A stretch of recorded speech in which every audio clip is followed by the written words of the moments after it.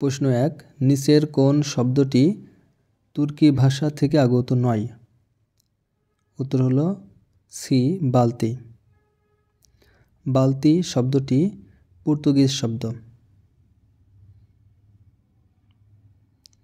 2, বাংলা ভাষায় সবচেয়ে বেশি শব্দ গঠন হয় কোন প্রক্রিয়ার মাধ্যমে? উত্তর হলো বি, প্রত্যয়ের মাধ্যমে। 3 নম্বর, কবিগুরু কোন ধরনের সমাসের উদাহরণ? উত্তর হলো বি, কর্মধারয়। 4 নম্বর, প্রজ্ঞাপন শব্দটির ইংরেজি প্রতিশব্দ কোনটি? উত্তর হলো এ, নোটিফিকেশন। 5, কলাজ্ঞান আছে যার? উত্তর হলো সি, কলাবিদ।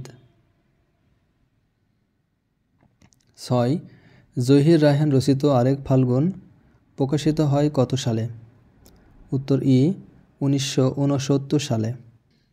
7 নম্বর, পুরাঘটিত অতীতের উদাহরণ নিচের কোন বাক্যে রয়েছে? উত্তর হলো বি, গত বছর তাকে কিছুটা অন্যমনস্কই দেখেছিলাম। 8 নম্বর, তার হাতের লেখা চমৎকার। কারক বিভক্তি। উত্তর হলো সি, করণ কারকে ষষ্ঠী বিভক্তি। 9, কেবল চোখ দিয়ে নিঃশব্দে পানি পড়ল। এখানে চোখ দিয়ে অপদান কারকে তৃতীয় বিভক্তি। উত্তর হচ্ছে বি। 10 নম্বর, সকলে মিলে দেশটাকে গড়ি। এখানে সকলে হলো কর্তৃকারকের সপ্তমী বিভক্তি। সন্ধি বিচ্ছেদ করুন। ঢিলেমি। উত্তর এ, ঢিলে যোগ আমি। 12, বিচ্ছেদ। উত্তর হলো ই, বি যোগ ছেদ। 13, পদ্ধতি। উত্তর হলো বি, প দ হস যোগ হতি, পদ্ধতি। 14, শুদ্ধ বানান নির্বাচন করুন। দুর্ভাগ্যক্রমে ঘরের ভিতরকার ড্যাশ পুরুষটি চক্ষে কম দেখেন।